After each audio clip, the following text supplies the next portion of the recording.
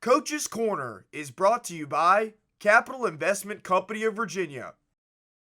Hello and welcome into another episode of Coach's Corner. I'm Mitch Stewart, and this morning I'm joined by Rail Yard Dawgs head coach Dan Bremner. Dan, thanks for joining me. Yeah, of course. Thanks, Mitch. So before we look ahead to this big weekend here at home at Berglund Center, I want to take a step back and look to our trip last weekend to Quad City. You're able to get a split there against the Storm. You win on Friday night. You fall 3-1 on Saturday night. What were kind of some of your bigger takeaways from last weekend in Moline? Tale of two games from us, really. On Friday, our composure, our support was really, really solid. We owned the puck the way we want to for 65-70% of the game, and we controlled that possession. It wasn't just slapping the puck in; it was kind of owning that puck, bringing it back, looking for possession plays and chips. And then on Saturday, kind of the exact opposite. Kind of a lack of composure. It was one of those games, and I see it with our guys when we do struggle. We're playing this ping pong game. We're firing the puck up, and other teams are firing it back, and you see our team just up and down in the ice. We might as well be doing suicides, and you can see it heading into like third periods in games where we're not owning the puck as much. That the legs aren't quite not as much jam in those battles, not as much legs in those races. So puck possession is key for us all the way around.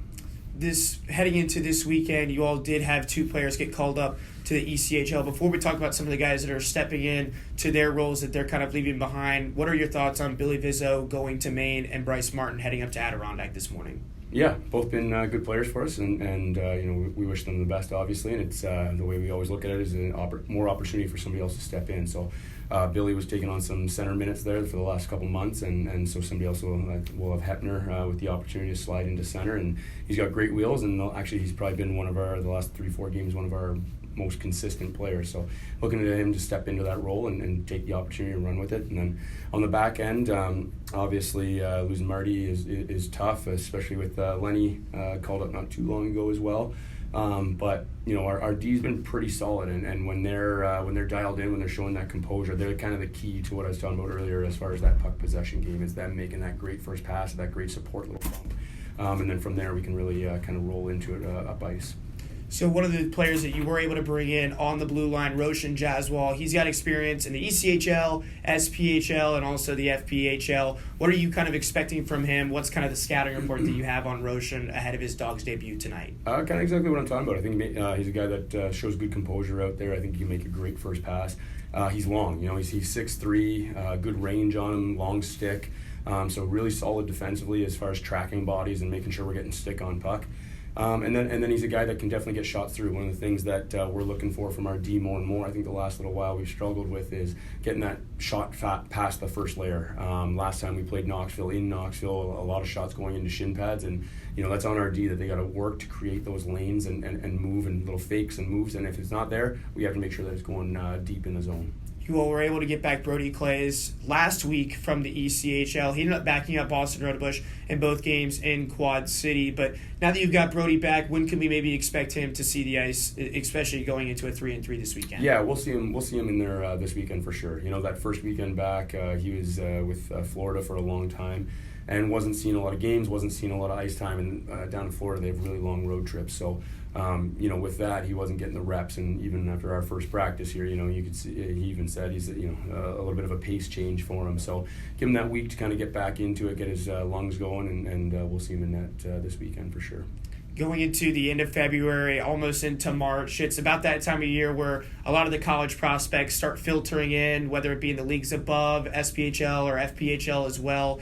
What do you kind of do as far as your process? Is it something that throughout the year you're kind of keeping tabs on guys, you're talking with coaches, or is it something where about this time of year you start really kind of stepping up your scouting and trying to find pieces that can help the Dawgs down the stretch? We're looking all year. You usually have an idea of what seniors are going into their final year.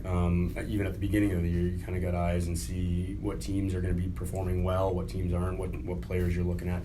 But as far as around this time of year, January, February, a lot of times it's coaches that start reaching out and advocating for their seniors. Obviously, we have our teams that we generally look to pick from. But every year we've had some success with college players coming in and earning a spot, and I kind of love that.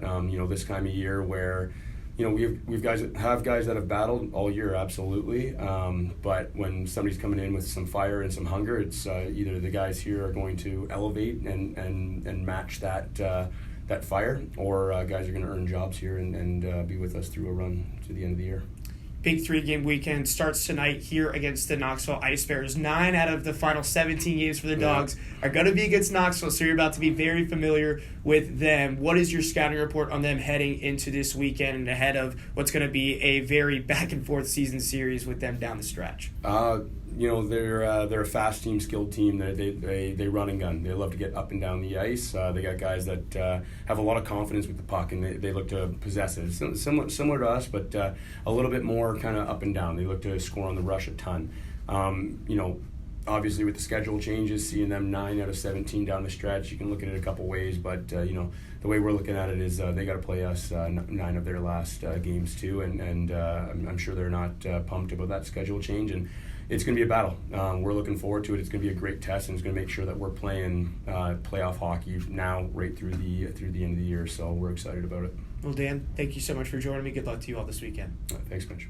That's going to do it for this episode of Coach's Corner. As we said just now, the Knoxville Ice Bears in town to take on your Roanoke Rail Yard Dawgs tonight, Friday, and Saturday night. And remember, Saturday night, superhero night here at the Doghouse. You won't want to miss it. Go ahead and get your tickets now. That's going to do it for us here today on this episode of Coach's Corner. Thank you so much for listening, and have a great rest of your day.